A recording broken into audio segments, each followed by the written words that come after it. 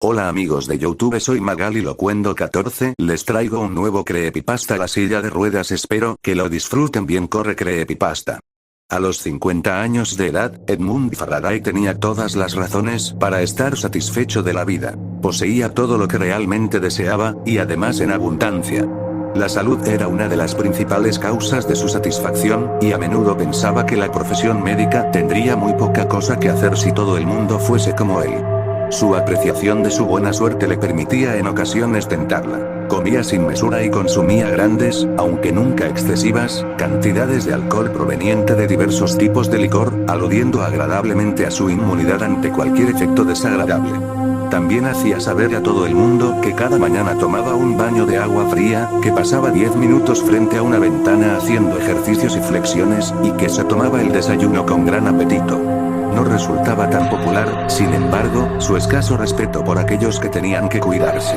Y no es que lo expresase en términos despreciativos, sino más bien al contrario. Mostraba una jovial simpatía por todos aquellos hombres, quizá 10 años más jóvenes que él, que elegían ser prudentes con el alcohol. Eso que se pierde, abuelo, comentaba, pero ya espabilará. Además de estas ventajas físicas, era dueño de unos considerables ingresos derivados de sus acciones en una compañía muy segura dedicada a los grandes almacenes, que él mismo había fundado y de la que era presidente. Aquello y sus ahorros acumulados le permitían vivir como le apeteciese. Tenía una casa cerca de Ascot en la que pasaba casi todos los fines de semana, desde el viernes hasta el lunes, jugando constantemente al golf, y otra en Washington Square, convenientemente cercana a su negocio. Podía esperar una razonable y próspera travesía en aquel último tramo de la vida que en los hombres acomodados suele continuar hasta bastante después de haber cumplido los 70. En Londres estaba acostumbrado a jugar todos los días al bridge durante un par de horas en su club, antes de regresar a su hogar de soltero, del que se encargaba su hermana, y desde la mañana hasta la noche su vida se centraba en disfrutar o procurarse placeres. Alice Faraday era, dentro de su propio campo, una de las claves de su próspera existencia, ya que era la que se encargaba de los asuntos domésticos.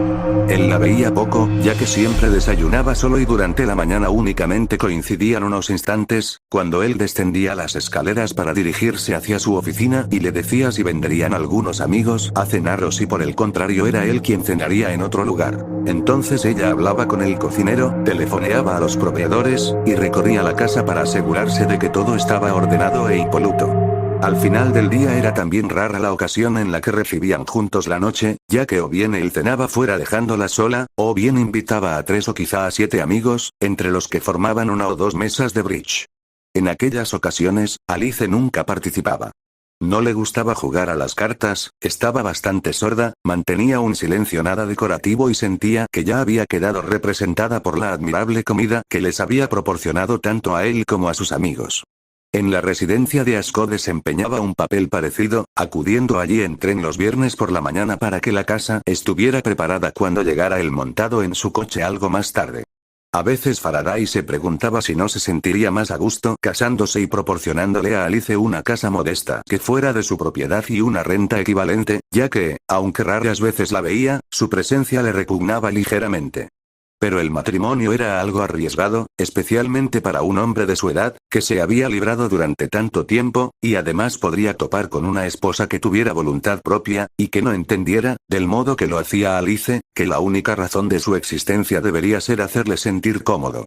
De nuevo se preguntó si unos criados tan perfectamente adiestrados como los suyos no podrían llevar la casa de una manera tan eficiente como lo hacía su hermana, en cuyo caso ella estaría mejor en otro lugar. Él desde luego se sentiría más a gusto si no viviera bajo el mismo techo.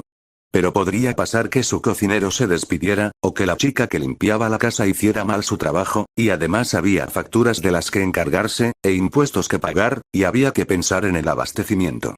Alice se encargaba de todo aquello, y lo único que él tenía que hacer era extenderle un cheque mensual, refunfuñando al ver el total. Y respecto a sus ocasionales cenas con ella, aunque era aburridísimo sentarse frente a aquella criatura medio sorda, grosera y huesuda, aquellas noches eran las menos, y en cuanto acababa de cenar se retiraba a su estudio y pasaba 1 o 2 horas tolerables entretenido con un libro o un crucigrama. ¿A qué se dedicaba ella? No tenía ni idea, y tampoco es que le importara mientras ella no le importunase. Probablemente leería aquellos espantosos libros sobre el subconsciente y las ciencias ocultas que tanto le gustaban. Para él, con el consciente ya le bastaba, y ella tenía poco espacio reservado en el suyo. Qué mujer tan desagradable y enigmática. Qué extraño que él, tan pulcro y robusto, llevara su misma sangre. Aquel régimen, sin duda el más cómodo que había podido idear para sí mismo, había sido prácticamente impuesto sobre Alice. Ella había cuidado de la casa de su padre hasta la muerte de este, quien al ir envejeciendo había caído en las malas costumbres. Había perdido un capital considerable especulando estúpidamente en el mercado de valores, y durante sus últimos 5 años había pasado a depender completamente de su hijo, que los había alojado a ambos en un pequeño y sórdido piso a la vuelta de la esquina de Massington Square.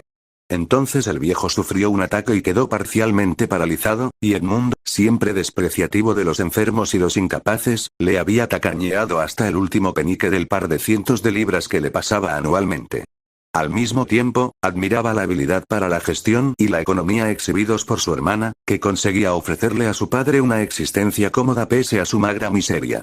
Por ejemplo, incluso había conseguido comprarle una silla de ruedas de segunda mano, destartalada y desgastada por el uso, con la que los días soleados le paseaba por los jardines de Massington Square, o sencillamente se sentaba a su lado para leerle. Ciertamente, sabía cómo aprovechar el dinero, de modo que, al morir su padre, y ya que era su deber ocuparse de ella, Edmund le ofreció 100 libras al año, alojamiento y manutención, a cambio de que llevara la casa por él.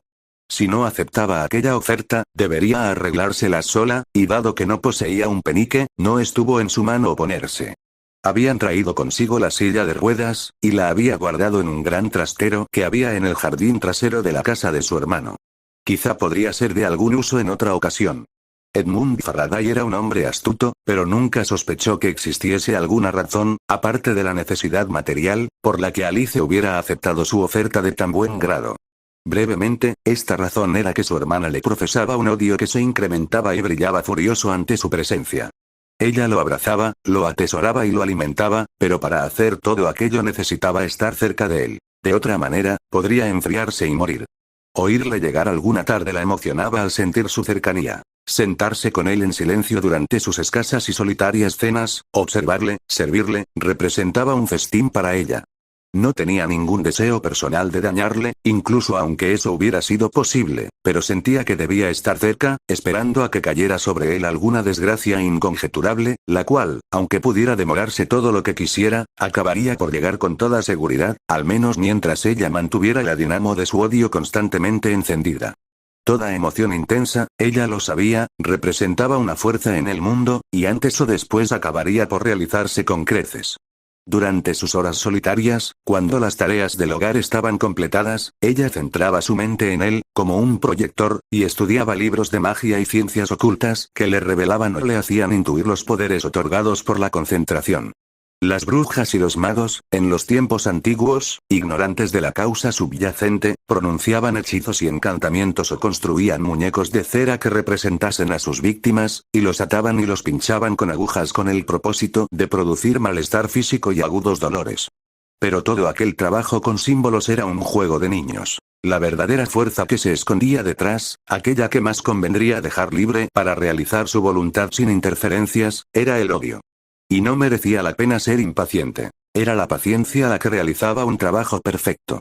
Quizá, cuando su maldición empezara a tomar forma, se le podría ayudar de alguna manera. Los miedos podían ser potenciados, se podía aumentar la desesperanza, pero nada más.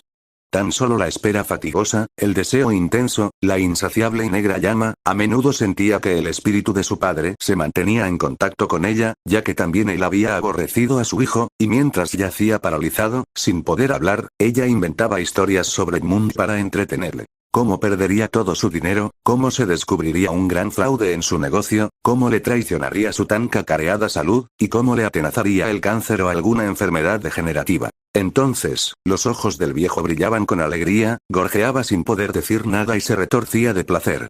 Desde la muerte de su padre, Alice aún no había sentido que éste la abandonara. Si les gustó este video dale me gusta. Suscríbete al canal, apretarle la campanita de notificación. Soy Magali Locuendo 14, me despido.